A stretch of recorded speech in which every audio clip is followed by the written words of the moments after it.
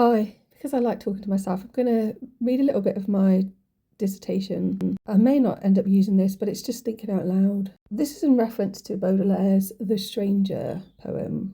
Tell me, enigmatic man, whom do you love best? Your father, your mother, your sister, or your brother? I have neither father, nor mother, nor sister, nor brother. Your friends, then? You use a word that until now has had no meaning for me. Your country? I'm ignorant of the latitude in which it's situated. Then beauty? Her I could love willingly, goddess and immortal. Gold? I hate it as you hate your God. What then, extraordinary stranger, do you love? I love the clouds that pass yonder, the marvellous clouds. There's no physical sense of embodiment here. We are not given a location. We're floating in an ethereal space, the same space in which the poem culminates. In the opening line, we're told this man's enigmatic, but there's no hint as to why the questioner perceives this sense.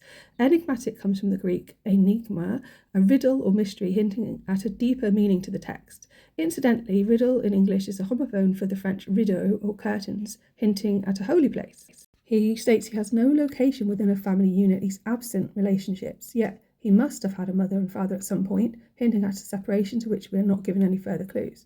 This is all happening in the prose poem Square, so it's interesting to note that the poem asks after maternal, paternal, male-female siblings forming a square. This man has no friends, but in his response he alludes to understanding the meaning of the concept in the present moment, now. Has he acquired a new friendship with the questioner, hinting at living in the present moment, or the Latin origin of the word amice? An amice is a liturgical vestment, a white cloth worn around the neck and shoulders. Amice is also a variant of the name Amy, meaning loved or beloved. Interestingly, in the 13th century, Amice de Beaumont, Countess of Rochefort, Countess of Leicester, married Simon de Montfort, bearing 3 children, including Simon de Montfort, Guy de Montfort of Crusade fame. On becoming a widow, she married William de Barres, who was a knight who accompanied the king to the Holy Land. When asked about his country, he invokes latitude, imaginary lines used to ascertain location above or below the equator, north and south points on the compass. The term equator brings to mind crossing the line as a phrase which relates to a naval ceremony which acts as a form of initiation. He doesn't state that he doesn't know longitude, which is east-west measurement, so a hint of eastern knowledge that the west has lost, perhaps a reference to the Grand Orient within this square and compass. Latitude and longitude are parallels, which could be a reference to the Swedenborg concept of correspondences, related in Baudelaire's poem in Les Fleurs de Mal.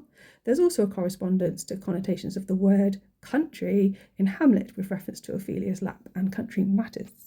I guess the question is any of that correct? And does anyone other than me care?